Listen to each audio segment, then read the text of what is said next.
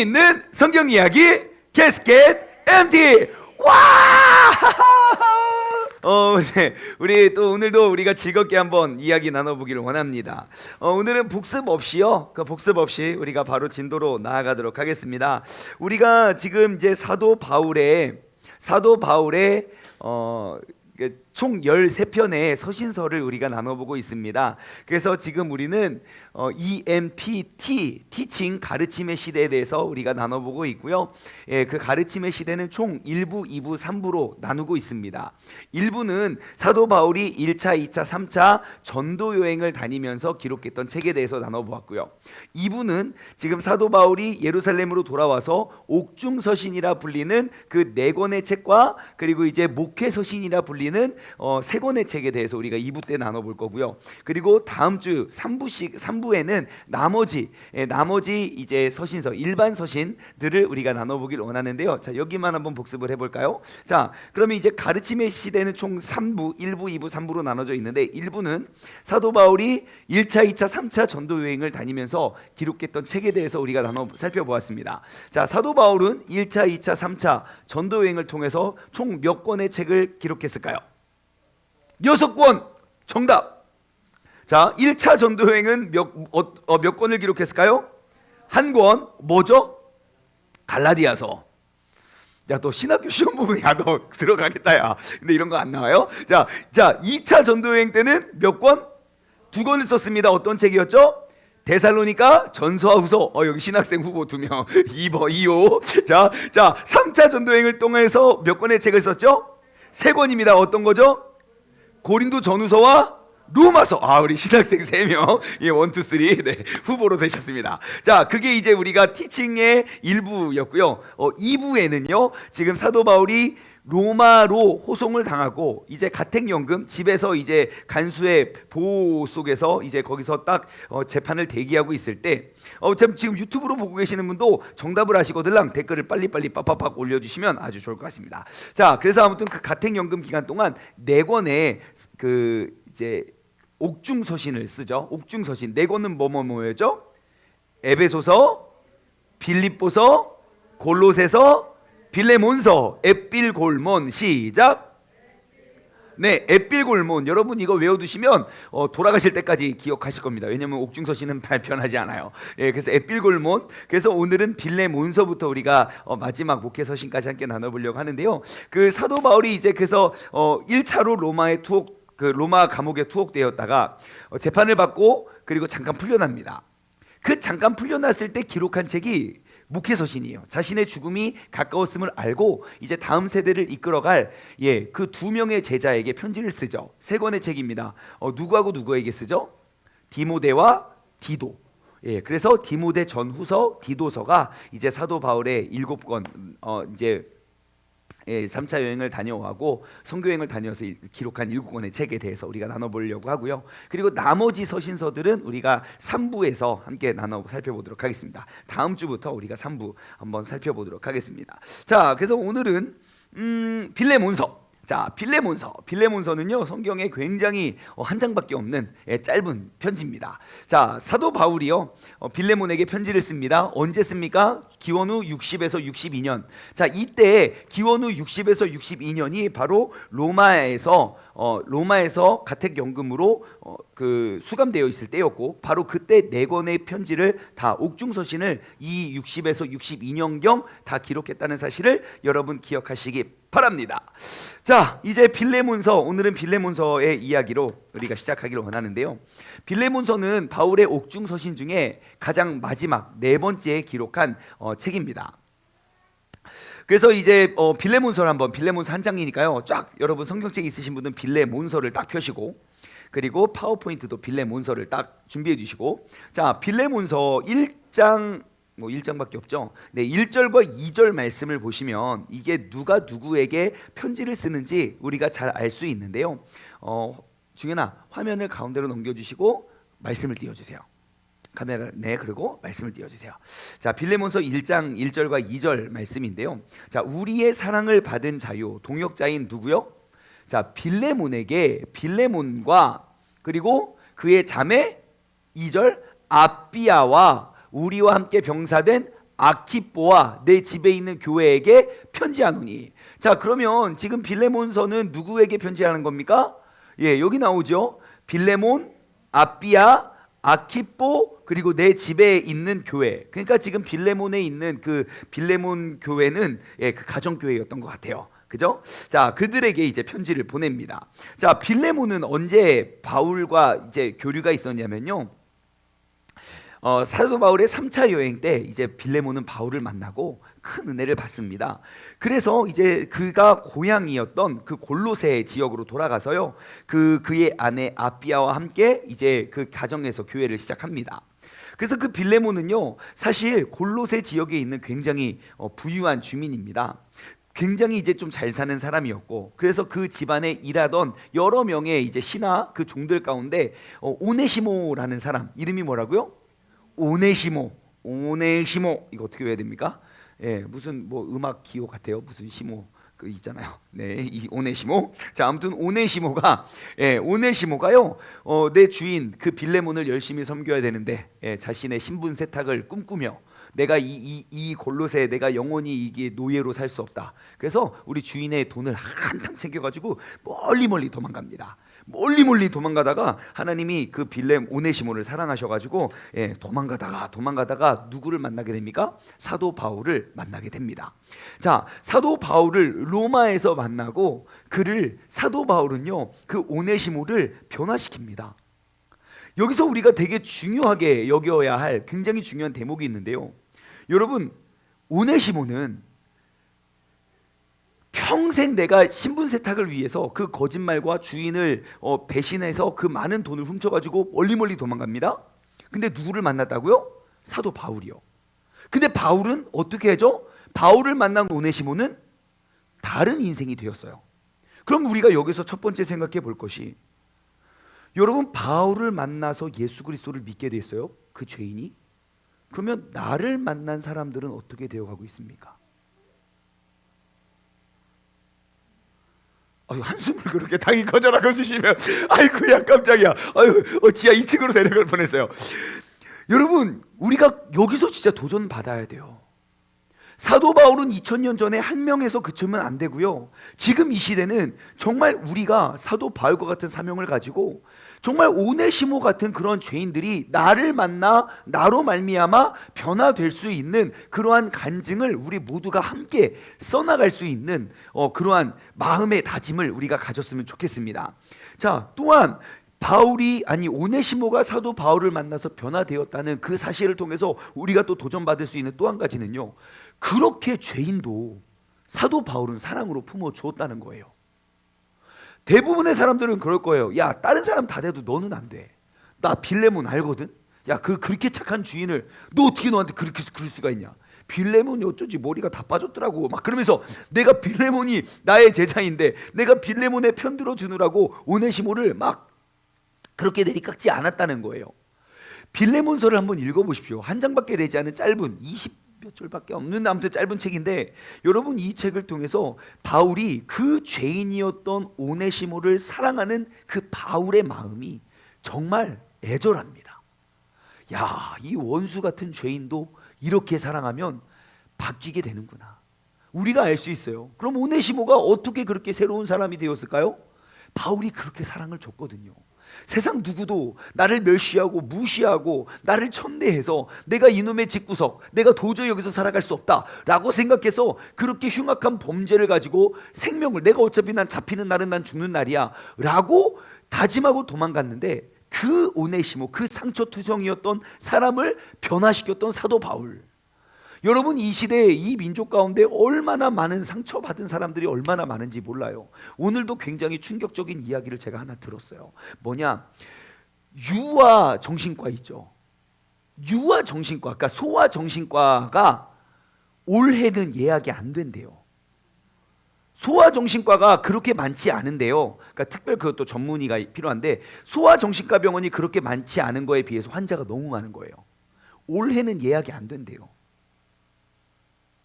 어린 아이들이 그렇게 상처가 많아가지고, 하물며 이 시대를 어떻게 해야 되겠습니까? 여러분, 우리가 사도 바울과 같이 내 주변에 오네시모들을 찾아다니시기 바랍니다. 배신했어? 괜찮아, 내가 사랑해 줄게. 힘들어? 괜찮아, 우리 교회 가서 같이 기도하자. 여러분 꼭 우리가 내 주변에 있는 그 오네시모를 여러분 우리가 회복했으면 좋겠습니다. 자, 그래서 아무튼 빌레몬서는 바로 딱 그게 배경입니다. 그래서 오네시모를요, 사도 바울이 그냥 빌레몬 몰래 숨겨놓고 오네시모를 데리고 다니면서 사역을 해도 되지만, 사도 바울은 그것이 하나님께서 기뻐하시는 모습이 아니라는 걸 알고 있어요. 그래서 오네시모를 다시 그 빌레몬에게 보내서 화해를 하고 다시 나한테 보내라. 그래서 쓴 편지, 그러니까 오네시모와 빌레몬의 화해를 위해서 이제 중간다리 역할을 하는 그 이제 사도 바울의 그런 편지가, 화해를 목적으로 하는 쓰여진 편지가 바로 빌레몬서입니다. 자, 그래서 이 1장 10절 말씀을 보면요, 사도 바울은 그 오네시모를 뭐라고 이야기하냐면요, 1장 10절. 자 보십시오. 갇힌 중에 낳은 아들 오네시모를 위하여 내게 간구하노라 그래요. 내가 지금 옥에 갇혀 있는 동안 그 오네시모 같은 진짜 나쁜 사람 아닙니까? 하지만 그를 나의 자녀라고 이야기를 해요. 야, 자녀처럼 사랑하면 사람이 변하는구나. 여러분, 내 주변에 내가 이렇게 사랑으로 품는 사람들이 왜 아직도 안 변한지 이제 아시겠죠? 그 정도는 아니거든. 내가 사랑은 하지만, 야, 지금 내 자녀도 감당하기 힘든데 내가 너를 위해서 내가 그래, 그 정도는 아니거든. 아닙니다. 여러분, 나의 자녀와 같이 사랑하는 오네시모. 그래서 여러분, 오네시모라는 이름의 뜻은요, 당시 노예들에게 붙여주는 아주 평범한 이름이에요. 이름, 옛날에는 진짜 한국도 그랬잖아요. 귀족들은 성씨만 딱 들어도 무슨 가냐 그러면 이제 그 신분이 딱 나온 것처럼 오네시모가 굉장히 노예에게 붙이는 아주 평범한 이름이에요. 그 이름의 뜻이 뭔지 아십니까? 오네시모, 유용하다. 또 다른 뜻은 이익이 되다라는 뜻이에요. 오네시모는 태어나면서부터 이름이 유용하, 이익이고 유용인데, 이놈이 주님을 만나지 전에는 아주 쓸모없고 그냥 무익한 사람이었죠. 그러면서 사도 바울이요, 그 오네시모의 이름을 활용해서 이렇게 편지를 씁니다. 아까 1장 10절 봤죠? 11절 보겠습니다. 11절. 자, 그가 전에는 너에게 무익하였으나, 그러니까 이전에는 안 오네시모였지만 이제는 나와 너에게 유익한 그의 이름과 그의 신분을 회복시켜 주세요. 진짜 멋있지 않습니까? 너의 이름이 무엇이냐? 저 오네시모인데요, 이런 안 오네시모를 만나. 그러면서 그의 이름을 오네시모, 이제는 유익한 사람이라고 그의 이름을 바꿉니다. 예전에는 분명히 오네시모는 그저 한낱 노예에 불과했지만, 주님을 만난 오네시모는 정말 유익한 사람, 나의 자녀와 같이 나의 신복이고, 정말 그래서 너는 이제 이후로 이 오네시모를 사랑으로 받아줘라 라고 가르쳐 주는 것이 바로 사도 바울의 권면입니다. 여러분, 이 배신과 배반의 과거를 가진 자를 바울은 사랑합니다. 사실 그 배신의 경험을 갖고 있는 사람을 사랑하기는 쉽진 않습니다. 왜요? 나 역시 배신할 수 있기 때문이지요. 왜냐하면 항상 그 범죄자와 그 범죄 기질은 어디 멀리 도망가지 않거든요. 계속 반복되는 거거든요. 그런데 사도 바울이 진짜 이 빌레몬서가 진짜 멋있는 이유는 그거예요. 사도 바울은 오네시모를 용서할 수 있어요. 왜요? 내가 사랑이 많으니까. 사도 바울이잖아요. 뭔들 못하겠습니까? 근데 빌레몬서의 목적이 뭐예요? 그 원수 같은 사람을 용서하고 사랑하라고 내가 도전하는 게 아니라 빌레몬에게 도전장을 내민다는 거예요. 그게 진짜 그 빌레몬서의 멋진 모습이에요. 너나 잘하세요가 아니라 신앙생활을 내가 난 오네시모야, 네가 사랑하거나 네가 용서하거나 말거나 난 열심히 오네시모랑 사역할 거야, 그게 아니에요. 나는 그 원수 같은 사람을 내 자식같이 사랑하니 빌레몬아, 너도 나와 같은 하나님을 믿고 같은 예수님과 같은 길을 뒤따르는 사람으로서 너도 그 용서를 한번 실천해 보지 않겠니? 여러분, 그의 믿음을 빌레몬에게 요구합니다. 그렇다면 질문이에요. 여러분, 나는 그러면 신앙생활하면서 누군가에게 어떠한 믿음의 도전장을 내미시고 계십니까? 여러분, 내 믿음이 바로 서가고 있다면 우리는 그런 거룩한 부담감을 계속 끼쳐야 돼요. 나만 혼자 믿음 좋고 나만 열심히가 아니라 나도 잘하지 못하니 우리 함께 하자. 야, 나 혼자 새벽 예배 작정하기 어려우니까 야, 우리 같이 새벽 예배 한 300일만 작정해 보자. 뭐 이런 거 나쁘지 않잖아요? 예, 그런 거 이렇게 도전장을 내미는 거예요. 아우, 나 성경 혼자 이거 야 일독하기가 왜 이렇게 어렵냐. 벌써 지금 10월 달인데 우리 같이 1001 한번 도전하자. 예, 사실 그 이야기도 들었어요. 오늘도 간증을 들었어요. 저 목사님 저 이렇게 성경 아주 열심히 읽고 있습니다. 참 잘했습니다. 역시 함께하니까 좋죠. 네, 혼자 하려니까 잘 안 됐는데 거기 가니까 막 다들 읽었습니다. 당연히 부담스러워가지고 엄청 열심히 읽는데요. 그게 선의의 도전이잖아요. 여러분, 우리의 신앙생활, 나는 누군가에게 믿음의 요구를 건면할 수 있는 사람 되시기 바랍니다. 야, 나도 수요 성경 공부 갈까 말까 고민하는데 야, 우리 같이 가지 말자가 아니라 내가 가보니 좋다. 야, 이 좋은 걸 나만 듣기 아까우니까 같이 가자. 팍팍 도전해 주시기 바랍니다.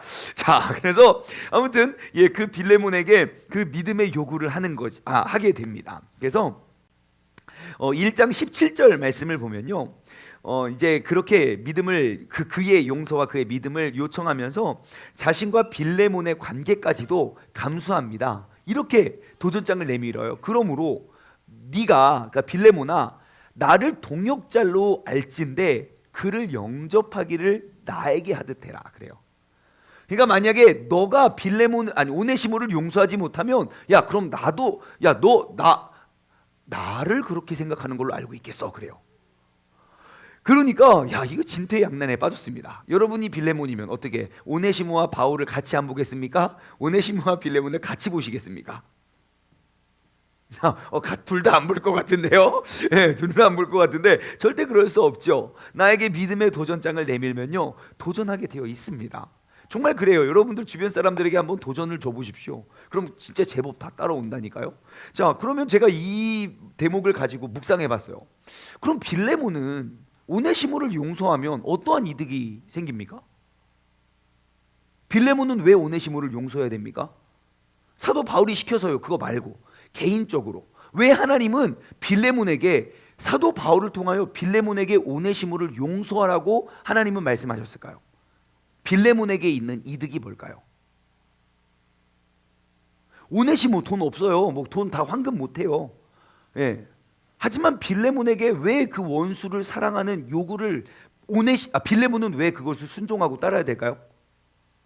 이득이 있습니다. 엄청난 이득. 뭘까요, 그거? 네? 그냥 말해줘요. 예, 제가 묵상해 보건데 마음의 병, 마음의 짐을 치유할 거예요. 평생에. 우리 가정이 왜 이렇게 기울었는지 아냐? 오네시모 그놈 때문이야. 평생 원수예요. 하지만 그 원한이 뭐가 어떻게 한들 녹아지지 않아요. 내 마음의 원한을 녹일 수 있는 유일한 길은 용서입니다. 어차피 내가 오네시모를 용서해도 우리의 집안은 안 바뀌고요, 내가 용서하지 않아도 우리 집안은 안 바뀌어요. 그렇다면 용서하라는 거죠. 왜? 용서하면 내 마음의 짐이 녹아내려지거든요. 오네시모에 대한 스트레스와 혈압과 결국 그 스트레스가 나를 병들게 만들고 나를 죽이는데요. 하나님이 오네시모가 불쌍해서 빌레몬에게 헌신을 요구하는 게 아니에요. 그 마음의 병과 그 짐을 이겨내기 위해서 빌레몬을 사랑하시기 때문에 오네시모를 떨쳐버리라고 요구하는 거예요. 여러분, 가만히 보면 내가 누군가를 용서하지 못하는 건 그 사람을 위한 게 아니에요. 나를 위한 거예요.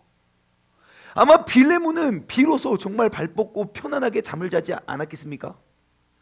물론 이 편지를 받았을 때는 좀 놀랐긴 했겠죠.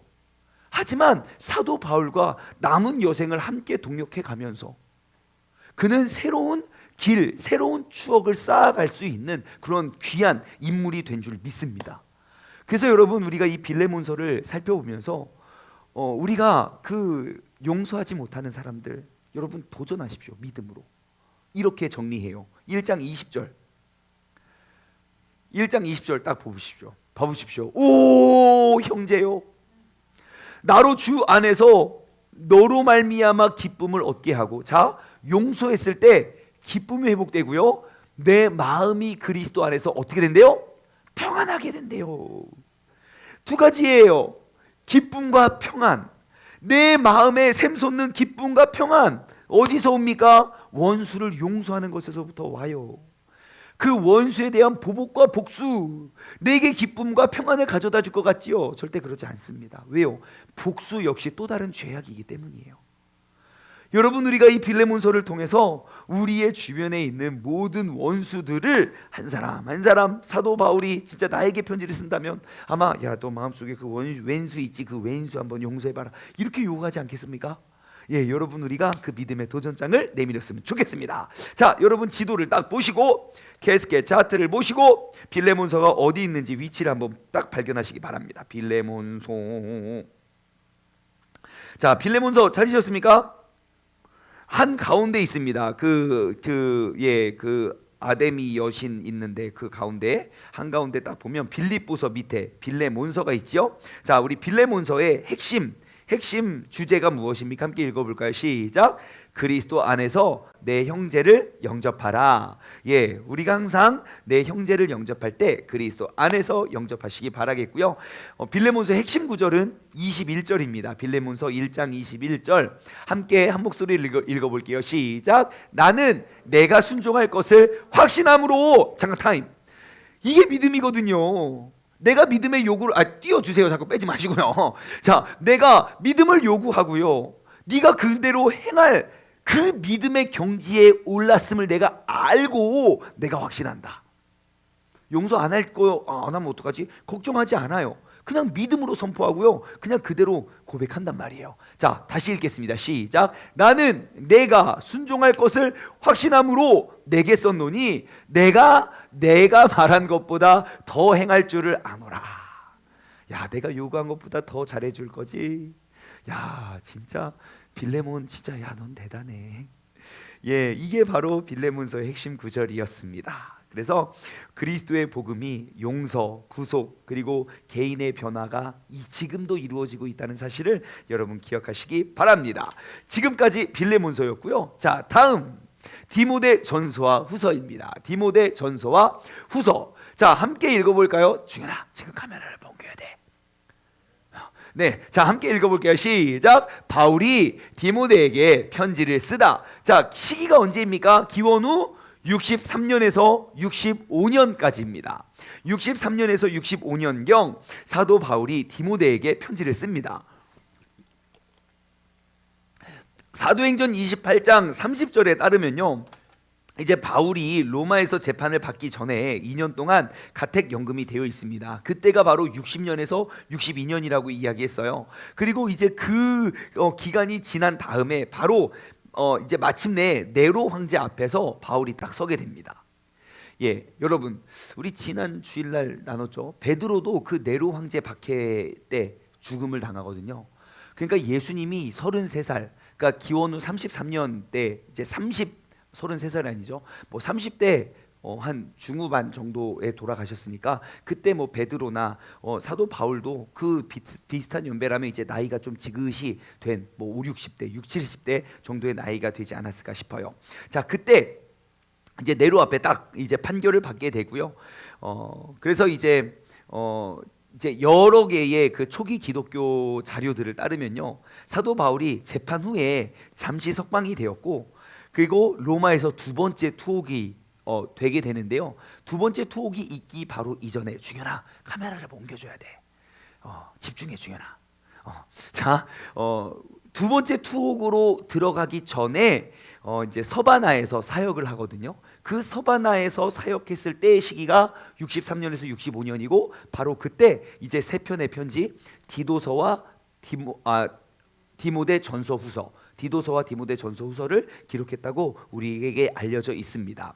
자, 그래서 이제 앞서 제가 말씀드린 대로 디도서와 디모데 전후서는 목회서신이라고 불리는 책들이고요. 그 목회서신이라고 불리는 책들은 어떠한 책이냐면 바로 이제 다음 세대 목회자들에게 앞으로 이렇게 교회를 세우고 앞으로 이제 어떠한 성품과 어떠한 마음과 어떠한 자세로 그 사역에 임해야 할지를 그것을 가르쳐주는 내용으로 이어지게 됩니다. 그래서 사도 바울은 지도자들에게 우리가 오직 복음에 더욱더 매진하고 집중해서 우리가 다른 것들, 그 어지럽고 혼탁한 세상 속에 우리가 버텨낼 수 있는 그 유일한 길은 하나님의 말씀을 정확히 아는 것밖에 없다. 예, 그래서 우리가 그 하나님의 말씀을 가르치는 일에 굉장히 부지런하고 헌신된 교사가 되어야 된다. 디모데 전서에 보시면 성경책의 중요성과 하나님 말씀에 대한 중요성과 하나님의 말씀이 어떻게 쓰여졌는지와 그리고 우리가 어떠한 자세로 가르쳐야 하는지 한번 찾아볼까요? 디모데 전서 2장 4절 계속 나와요. 2장 4절, 3장 15절, 디모데후서 2장 15절, 디도서 1장 1절. 내나 같은 내용을 사도 바울은 계속 반복하는데 하나만 찾아볼게요. 디모데전서 2장 4절 말씀 찾아보시면요. 자, 하나님은 모든 사람이 구원을 받으며 진리를 아는 데에 이르시기를 원한다 그래요. 예, 우리가 그 진리를 깨달아 모든 사람이 구원을 받게 우리를 사용했다는 사실을 계속 강조하고 있습니다. 그리고 우리가 이 어지럽고 혼탁한 세상 속에 우리의 믿음과 신앙을 지킬 수 있는 유일한 우리의 그 선생님은 누굽니까? 하나님의 말씀이라는 거예요. 그래서 유명한 말씀이죠. 디모데후서 3장 16절 모든 성경은 아십니까? 예, 하나님의 감동으로 된 것으로 교훈과 책망과 바르게 함과 의로 교육하기에 유익하다. 그래서 계속 그 하나님의 말씀이 얼마나 중요하고 우리에게 이렇게 와 닿아 있는지를 계속해서 반복하고 있는 책이 바로 디모데 전후서입니다. 디모데가요 사도 바울을 언제 만나냐면 사도 바울을 두 번째 선교 여행 때 만나요. 2차 선교 여행 때 딱 만나서 사실 디모데는 이스라엘인 어머니와 헬라인의 아버지를 둔 청년입니다. 근데 디모데가요 정말 그 초기 기독교인들 중에 제일 칭찬 많이 받았던 젊은이에요. 마치 누구처럼? 박대향처럼요. 모르겠어요. 대향이의 겉모습은 화려하나 속모습은 어떤지 모르지만 제가 우리 대향이를 몇 년 동안 지켜본 결과 겉과 속이 깨끗한 아이예요. 우리 중현이도 그렇죠? 속모습은 더 깨끗하고 그렇습니다. 디모데가 딱 그랬어요. 어려서부터 믿음 안에 잘 자라나고 어려서부터 교육을 잘 받아내서 정말 자타가 공이 나는 그리고 가장 칭찬받았던 사람이에요. 근데 그 디모데에게 있어서 너무너무 중요한 디모데의 가장 큰 강점은 무엇이었냐면요 바로 사도 바울이라는 멘토를 만났다는 거예요. 그래서 그 멘토와 함께 그는 사도 바울이 떠날 때까지 평생 그 믿음의 짝꿍과 더불어 믿음을 키워내갔던 그런 멋진 삶을 살아갑니다. 여러분 그래서 짝꿍이 중요한 거예요. 왜냐하면 친구 따라 강남을 갈 수도 있고 친구 따라 천국 갈 수 있거든요. 그래서 나와 함께 천국에 임할 정말 그 믿음의 짝꿍 평생 외롭지 않게 함께 신앙생활을 합니다. 그래서 디모데의 멘토는 바울, 그 멘티 디모데, 그 둘이요 얼마나 열심히 이제 복음 사역을 하느냐면요 질문 한번 들어볼까요? 여러분 디모데가 바울과 그러니까 공동 저자, 그러니까 바울과 함께 기록한 성경의 책이 6권 있습니다. 6권 아셨습니까? 6권. 우리가 바울 서신이라고 알고 있는 그런 책들을 조금만 정확히 보면 디모데가 사도 바울과 공동 집필한 게 6권이 있어요. 어떠한 책들일까요? 참고로 디모데 전후서 아닙니다. 디모데 전서는 디모데가 썼습니다. 그거 아닙니다. 자, 그냥 뭐 나오는 건 아니지만 여러분 좀 참고로 알아두시면 좋겠어요. 디모데가요 사도 바울의 편지 중에 6편의 공동 저자로, 그러니까 나와 디모데가 함께 썼다고 공동 저자로 이름이 기록된 게 어디냐면요 고린도후서, 빌립보서, 골로새서, 데살로니가 전서, 데살로니가 후서, 빌레몬서예요. 6권의 책을 사도 바울과 같이 집필할 만큼 정말 진짜 바울과 딱 붙어서, 그러니까 바울의 그 뭐예요? 그 좀 클론이라고 하나요? 그죠? 나의 딱 그 형체를 하나 더 만들어냈어요. 그냥 참고로 다시 한번 읽어드릴게요. 고린도후서 1장 1절 보면 나와 있고요. 빌립보서 1장 1절 보면 나와 있고요. 골로새서 1장 1절, 데살로니가 전서 1장 1절, 데살로니가 후서 1장 1절, 빌레몬서 1장 1절 봐보십시오. 그러면 사도 바울은 나의 동력자, 나의 형제, 믿음 안에서 참 아들, 나의 신복 막 그러면서 디모데를 엄청 칭찬해요. 예, 여러분 항상 우리도 이렇게 칭찬 많이 받는 사람들 돼야 되지 않겠습니까? 내가 그리스도인으로서 와, 너 진짜 진짜 멋진 그리스도인이다, 칭찬 많이 받으시죠? 아이구야, 또 땅이 지하 2층으로 꺼질 뻔했어요. 한숨이 나올 게 아니라 아멘. 네, 우리가 함께 믿음의 짝꿍과 함께 항상 칭찬 듣는 우리 모두가 되었으면 좋겠습니다. 자, 그래서 이제 바울이요, 이제 로마에서 잡혀서 1차로 석방된 다음에 이제 디모데에게 편지를 이제 쭉 쓰는데요. 이제 디모데에게 처음 쓴 그 편지를 보내서 굉장히 이제 중요한 임무를 너무 정말 너 신실하게 정말 잘 감당하고 있다, 디모데. 역시 너는 나의 짝꿍, 내 믿음의 짝꿍 역시 멋있어 하면서 칭찬을 되게 많이 하고 이제 디모데에게 또 많은 미션을 줍니다. 야, 너가 에베소에서 좀 남아 있어라. 그러면서 이제 또 에베소 교회 성도들에게도 부탁을 하죠. 이 어린 아이를, 그의 연소함을 그냥 막 연약하게 보지 말고 정말 사랑과 믿음으로 잘 존경하라고. 그래서 이제 그 디모데에게 에베소에 머물러라라고 하면서 이런 부탁을 해요. 이제 야, 너는 다른 교훈을 가르치지 말고 오직 다른 교훈들이 그들을 틈타는 것을 막기 위해서 내가 너를 보낸다. 그러면서 막 여러 가지, 그러니까 디모데전서 1장 4절 보면요, 많은 신하와 끝없는 족보, 그러니까 여러 가지 그냥 사변적 가르침에 의해서 이제 복음이 굉장히 멀어졌다고 사도 바울은 느끼는 거예요. 여러분, 사도 바울은요, 디모데를 믿고 맡겼어요. 여러분, 내가 어떠한 사역과 어떠한 기도의 제목과 그런 것들 내가 믿고 맡길 동역자가 있습니까? 우리가 원 없이 한없이 지금 계속 연약해지고 있어요. 여러분, 우리의 신앙생활이 올바른 성경적인 그리스도인으로 우리가 나아가는 좋은 단계입니다. 여러분, 우리의 믿음의 동역자가 없이는 우리의 신앙을 굳건히 세울 수가 없어요. 내가 에베소 교회를 돌봐야 되는데 내 몸은 하나고 나는 감옥에 갇혀 있는데 그럼 누굴 보냅니까? 내 믿음의 짝꿍들을 한 명씩 보내야 돼요. 나의 사역들을 계속 하나씩 맡겨서 여러분 주변에 정말 어떠한 문제와 어떠한 어려움이 와도 우리가 믿음으로 너끈히 이겨나갈 수 있는, 야, 내가 지금 이 사람 케어하느라 이 어려운 사람을 도와줘야 되는데 도와줄 수 없으니 도와주세요 라고 우리가 믿고 맡길 수 있는 그러한 믿음의 동역자를 많이 세워놓고, 나 역시 이 시간 함께하는 내가 바로 그러한 믿음의 동역자가 되기를 주님의 이름으로 간절히 소망합니다. 자, 그래서 사도 바울은 지금 그 교회들에게 많은 이제 사변적 가르침인데, 그 가르침이 뭐냐면 미드라시라는 가르침이에요. 그 미드라시 풀네임은 미드라시 아가다. 그건 뭐냐면요, 랍비들의 교훈이거든요. 그래서 탈무드와 미드라시, 그러니까 오래전부터 이렇게 그냥 성경은 아니지만 성경적인 그러한 배경, 그래서 이전의 구전 토라라고 알려지게 된 건데요. 이제 그래서 현자들의 행실 혹은 변증학, 그러한 것들이 사람들이 이제 그러한 그런 율법과 그런 것들에 너무 매여져 있으니 오직 예수 그리스도로 인한 그런 믿음과 구원을 네가 다른 것에 가로막혀서 그러니까 그 구전들을 따르다 보면 예수님은 안 계시거든요. 그러니까 너가 그 사변적인 가르침을 잘 지키고 보호해줘라, 우리가. 그러면서 이제 쭉 가르치고 바로 그 복음이 그들에게 필요하다는 사실을 사도 바울은 디모데에게 권면을 합니다. 여러분, 복음의 목적은요, 우리가 정말 예수 그리스도로 말미암아 우리가 정결하게 된 마음, 그러면 우리는 새 사람이 되잖아요. 새로운 피조물, 새로운 뉴 크리에이션, 새로운 창조물이 되면요, 우리는 새로운 양심, 그리고 그리스도를 믿는 그 신실한 그 믿음에서 우리는 자라나게 된다는 거예요. 그래서 디모데 전서를 보시면 계속 그러한 것들을 우리에게 권면하고 있다는 걸 알 수 있습니다.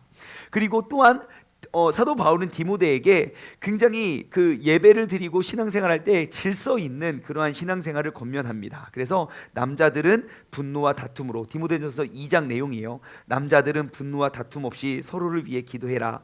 여자들은 단정하게 옷을 입고 경건함으로 자신을 단장해라. 그러면서 하나님의 말씀을 우리가 잘 지키고 올바른 질서를 통해서 아름다운 교회를 세워가라 라고 권면하죠. 그리고 또 디모데전서 후서, 아까도 이야기했지만 디모데전서와 디도서에 계속 강조하고 있는 건 뭐냐면 하나님의 말씀에 대한 중요성입니다. 모든 남자와 모든 여자가 하나님의 말씀을 읽고 배우고 습득해라. 그래서 사도 바울은요, 언제나 자신의 제자들에게 성경을 가르쳐요. 그래서 제자가 된 거죠. 여러분, 우리의 믿음 생활 가운데 왜 제자가 없는지 아시겠습니까? 하나님의 말씀을 가르치지 않아서 그래요. 하나님의 말씀을 가르쳐야 제자가 되죠. 야, 나 성경 열심히 읽는다. 그거 뭐예요? 왜 읽어요? 나누려고 읽는 거 아닙니까? 왜? 성경을 왜 20독, 30독, 40독 합니까? 내 뭐 지식을 쌓으려고? 아니요. 가르치기 위해서 우리는 알아야 돼요. 여러분, 이제는 진짜 여러분 모두에게 도전해 드리고 싶어요. 그리고 이번 주일날도 제가 우리 평신도 성경 선생님 한 명 세워서 이번 주일날부터 제가 광고할 건데, 미리 광고를 드릴까요? 성경이 읽어지네 무료 특강 구약 12주 다음 주부터 개강합니다. 여러분, 선생님 평신도예요.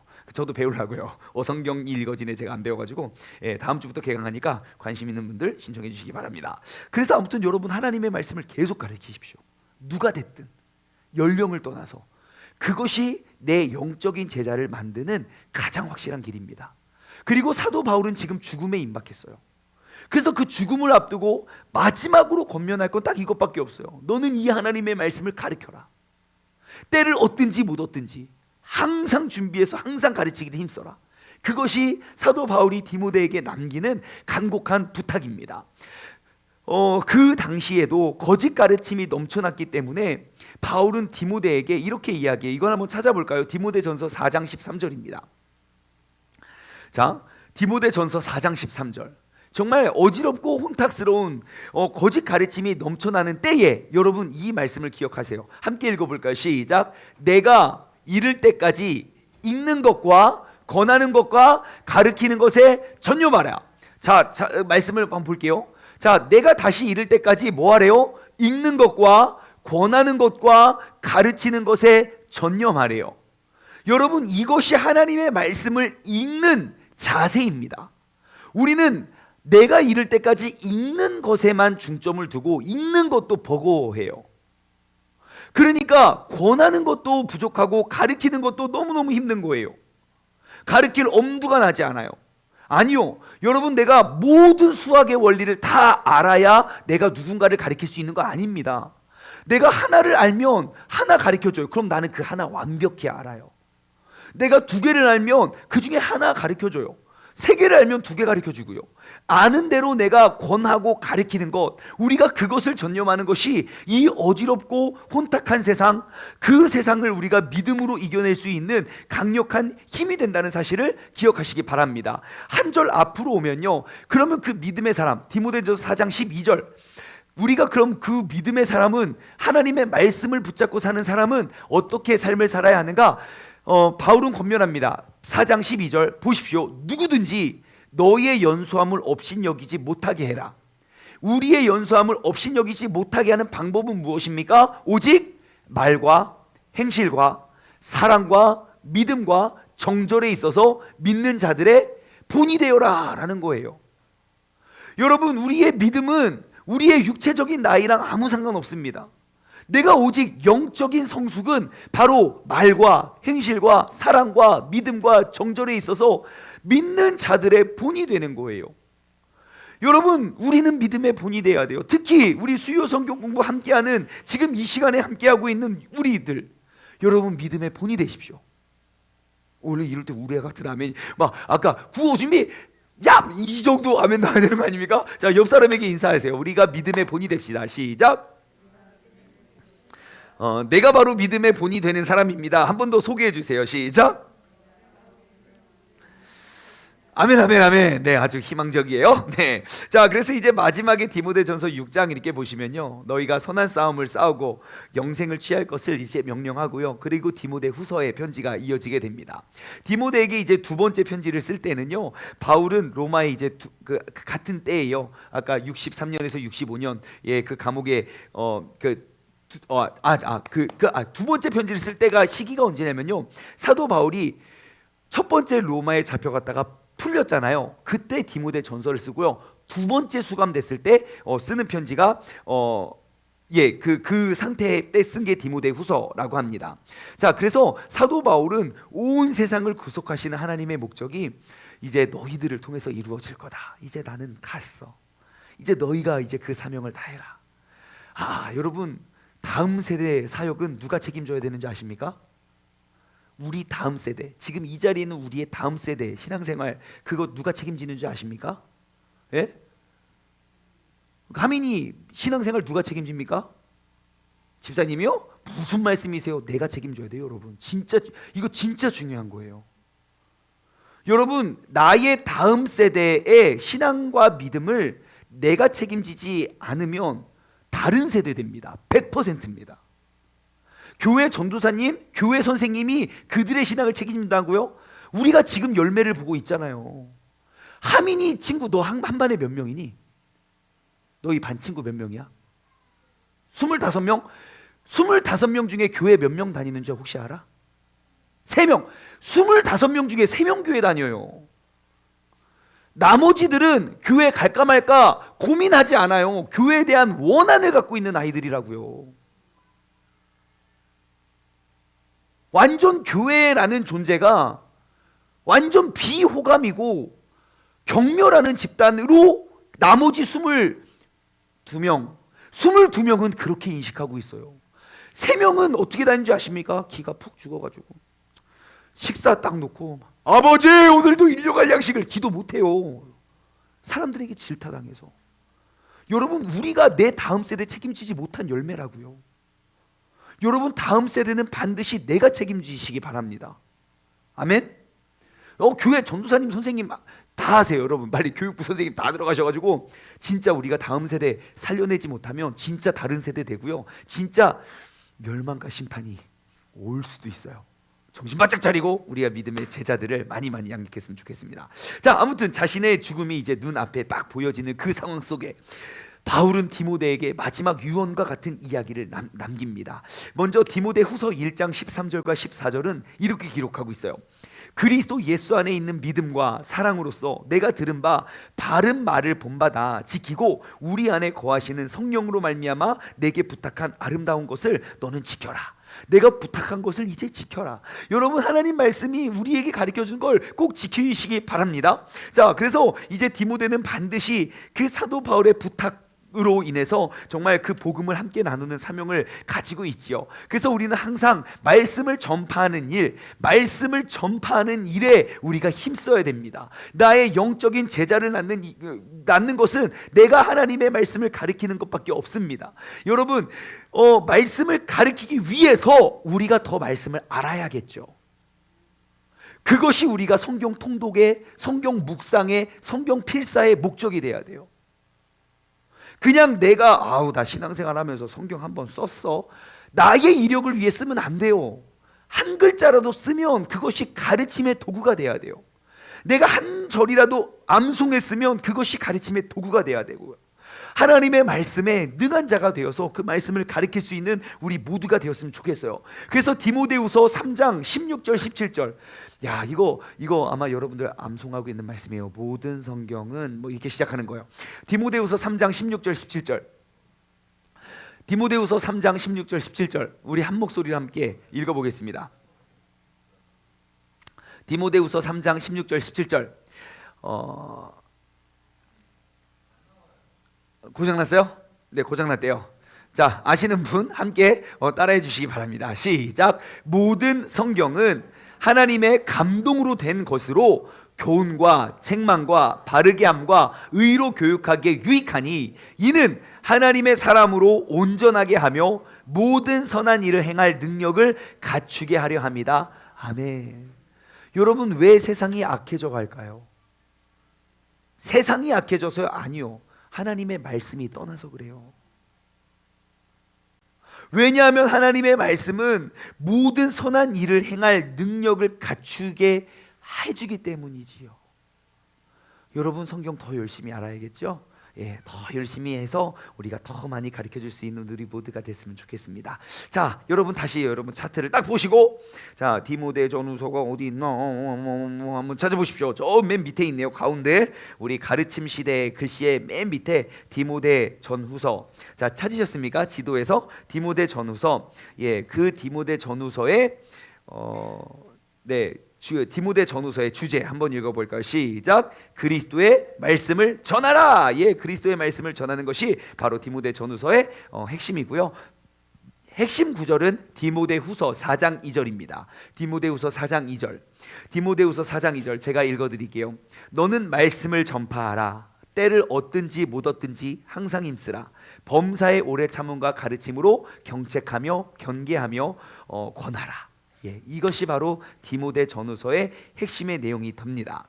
사도 바울은요, 얼마나 가르침, 여러분 사도 바울이 왜 이렇게 많은 제자를 뒀는지 여러분 꼭 기억하십시오. 수많은 가르침으로 30년이 넘도록 흔들리지 않고 30년이 넘도록 하나님의 말씀을 가르쳤던 삶을 살아갑니다. 그의 믿음과 신앙을 지켰던 이유는 하나님의 말씀 속에서 늘 자신의 모습을 돌아봤기 때문이에요. 또한 사도 바울은 지난 30년간 엄청난 거리를 이동했고요. 수백 편의 설교를 전했고 수천 시간을 가르치고 그 말씀을 가르쳤을 때 많은 기적과 이적이 나타났고 병고침도 있었고요. 심지어 그의 손수건만 얹어도 병이 떠나가는 그러한 능력이 가르침, 하나님의 말씀 속에 나타났다는 거예요. 그리고 그 말씀의 가르침 속에 말씀에 깨져서 수도 없이 많은 사람들의 회심을 목격했고 그 말씀을 가지고 떠난 사람들이 수많은 교회를 개척했고 다시 다양한 민족과 사람들이 다시금 하나님의 말씀으로 돌아옴을 경험했기 때문입니다.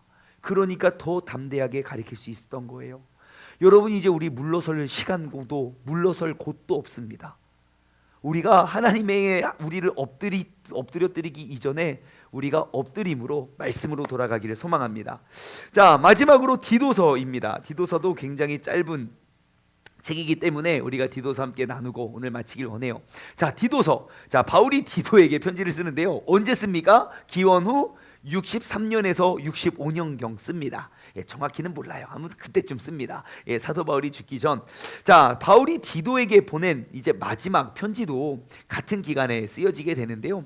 사도 바울은 디도를 언제 만나냐면 1차 선교 여행을 다닐 때 만납니다. 갈라디아서 2장 1절에 기록하고 있는데요.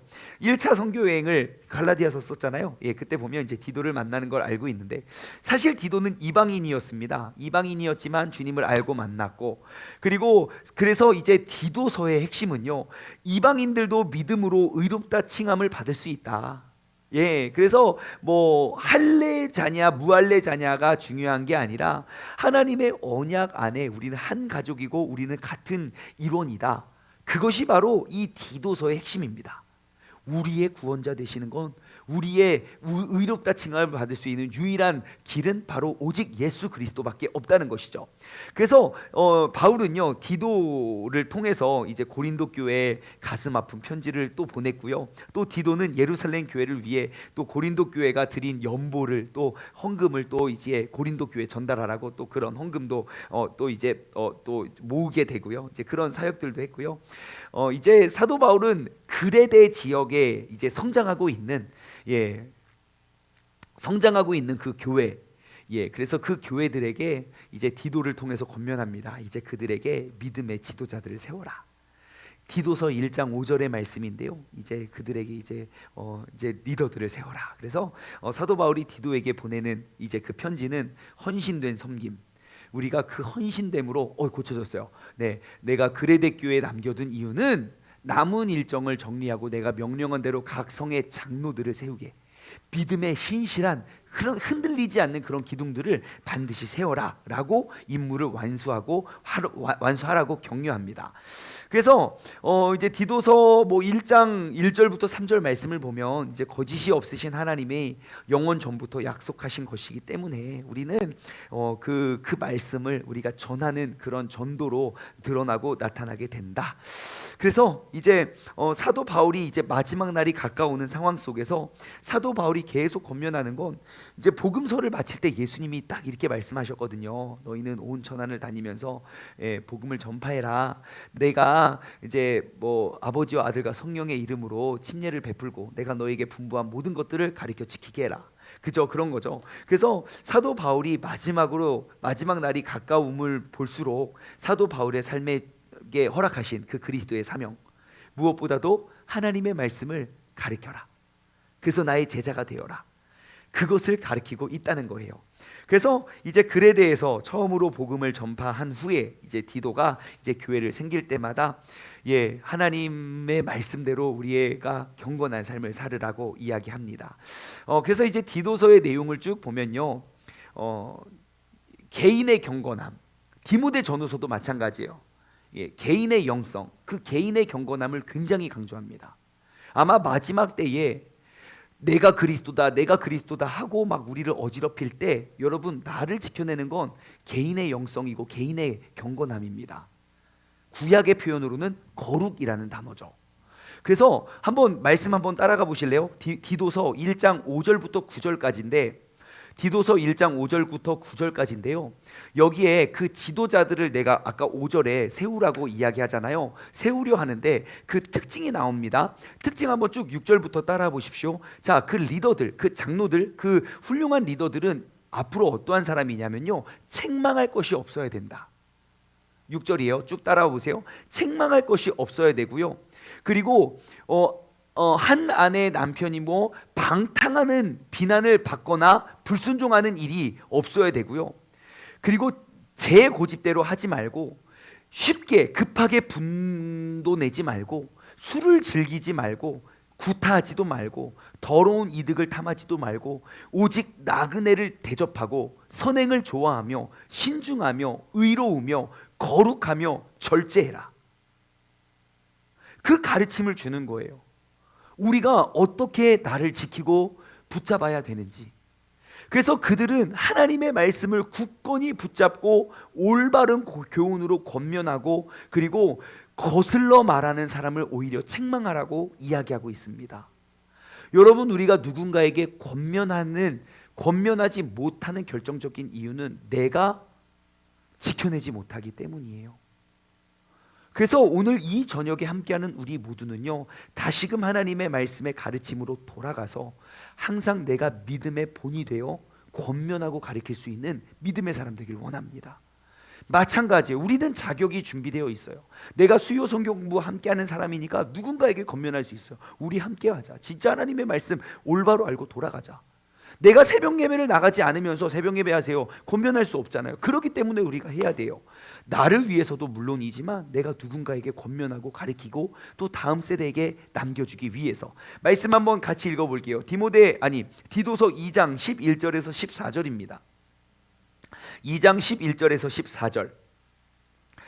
신앙의 본이 되어라 라는 것이 이제 디도서의 또 다른 핵심인데요. 제가 읽어드릴게요.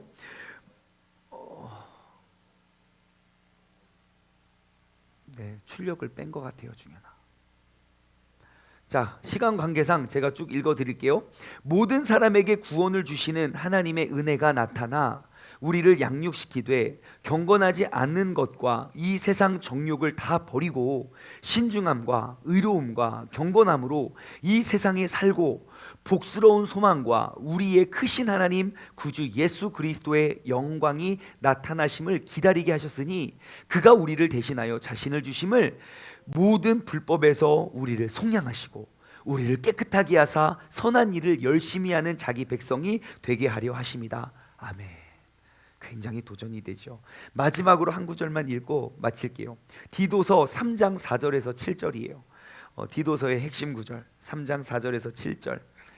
우리 구주 하나님의 자비와 사람 사랑하심이 나타날 때에 우리를 구원하시되 우리가 행한 바 의로운 행위로 말미암지 않고 오직 그의 긍휼하심을 따라 중생의 씻음과 성령의 새롭게 하심으로 우리가 하셨으니 우리 구주 예수 그리스도로 말미암아 우리에게 그 성령의 풍성이 부어주사 우리로 그의 은혜를 힘입어 의롭다 하심을 얻어 영생의 소망을 따라 상속자가 되게 하려 하십니다. 아멘. 예, 우리가 그 율법에 의함이 아니라 오직 예수 그리스도에 의해서 우리가 살아가는 것.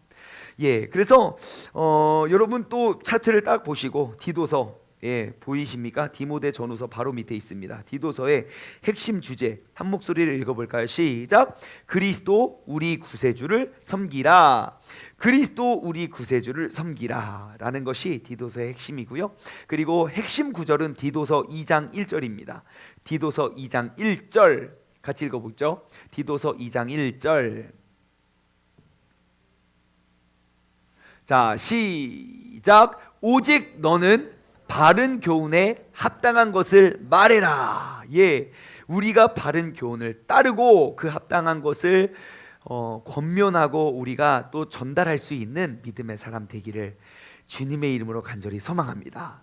자, 이렇게 해서 우리는 2부를 마쳤습니다. 2부를 마쳤고 우리가 쭉 그 이제 가르침 시대 2부를 통해서 나눠보았던 책들을 우리가 한눈으로 딱 한 줄로 요약을 하면 빌립보서는 우리의 상황과 관계없이 그리스도 안에서 억누를 수 없는 그 기쁨을 우리가 나누는 것이 바로 빌립보서였고요.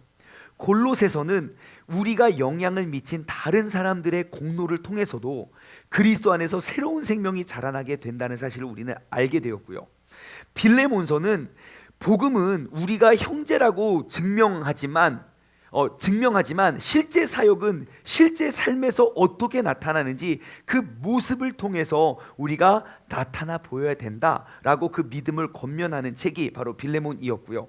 디모데 전서와 후서는 우리에게 여러 가지 도전들 때문에 두려운 마음들이 들 때에 오직 하나님 말씀의 기초에서 우리가 용기 있게 사역해라. 마지막으로 디도서는 우리에게 그리스도를 섬기는 것이 그 사역이 굉장히 중요해 보일 때 우리가 더욱더 헌신하며 가르치기를 게을리하지 말라라고 사도 바울은 또 그들에게 편지를 쓰는 모습을 발견할 수 있습니다. 여러분, 우리가 이 시대에 사도 바울이 돼야 됩니다. 사도 바울과 같은 제자들을 많이 낳아서 정말 이 다음 세대가 하나님의 말씀으로 돌아가 온전히 회복할 수 있는 우리 모두가 되기를 소망합니다. 기도하겠습니다. 하나님 아버지 감사합니다. 오늘 이 저녁에도 하나님의 말씀의 중요성과 우리가 그 말씀을 이제 아는 것에 멈추는 것이 아니라 우리가 그 말씀을 읽고 권면하고 가르치는 것까지 나아갈 수 있는 그것이 우리의 신앙생활의 모습이 되어야 하는 그런 마음을 얻게 하여 주심에 감사합니다. 이제는 내가 이제 더욱더 많은 내 영적인 짝꿍, 믿음의 짝꿍과 더욱더 많은 내 믿음의 다음 세대들에게 하나님의 말씀을 바로 알고 가르칠 수 있는 우리 모두가 되어서 정말 다음 세대가 다른 세대가 되지 않을 수 있도록 주님께서 우리를 사용하여 주옵소서. 감사드리며 이 모든 말씀 살아계신 예수 그리스도의 이름으로 기도드리옵나이다.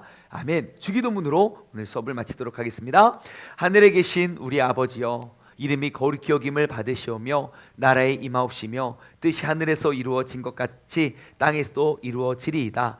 오늘날 우리에게 일용할 양식을 주옵시고 우리가 우리에게 죄 지은 자를 사하여 준 것 같이 우리 죄를 사하여 주옵시고 우리를 시험에 들게 하지 마옵시며 다만 악에서 구하옵소서. 나라와 권세와 영광이 아버지께 영원히 있사옵나이다.